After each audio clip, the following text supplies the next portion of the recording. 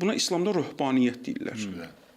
Get, kənara çəkil, bir hücrəyə çəkil, təhsil alma. Təəssüflər olsun ki, Azərbaycanda bu gün bunu təbliğ edən adamlar var. Özdə yüksək səviyyədə. Bilik sahibi olma, yalnız qəlbinlə Allaha yaxınlaş, başlayırlar belə nağıl uydurmalar danışmağa. Aydındır?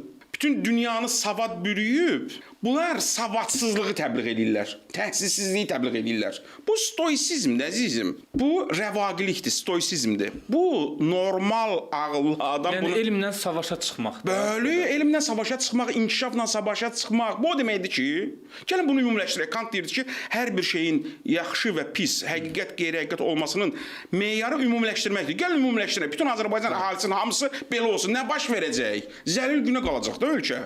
Təhsilsiz, savadsız, inkişafdan geri qalmış. Bu birinci, bu əfsanədir, getdi. İkinci mövqe budur. Əzizim, palaza birin, elnəsirin. Dünya belədir, hamı necə sən də elə. Bəli. İntihar olacaq olsun da, stres olacaq olsun da, insan da stresə də düşə bilər və s. Ramzi Röşən necə deyir? Bu yerləri, bu göyləri yağış yuyur, gün qurudur.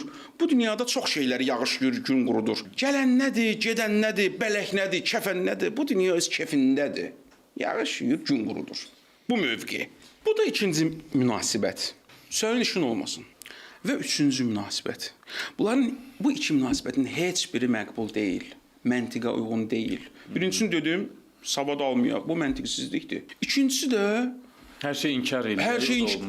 İkincisi də deyir ki, cəmaata qoşul, sən necə yəni? Əgər bir problem varsa, problemdən danışmaq, o məsələnin kökünü qazmaq deyil. Baxın, Qərb 19-cu əsrdən bu tərəfə dünyaya böyük töhfələr verib.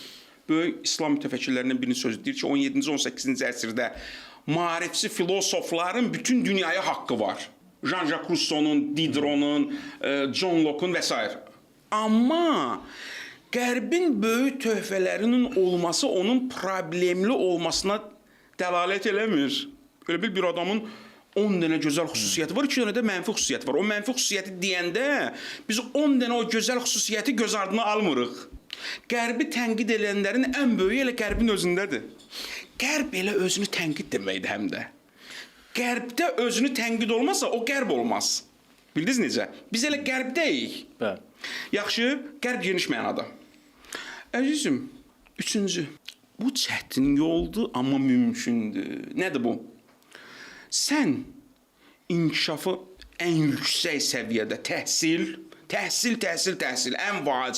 ən vacib, bütün sahələrdə, ən yüksək səviyyədə təhsili inkişaf etdirməlisən, fərd olaraq, cəmiyyət olaraq.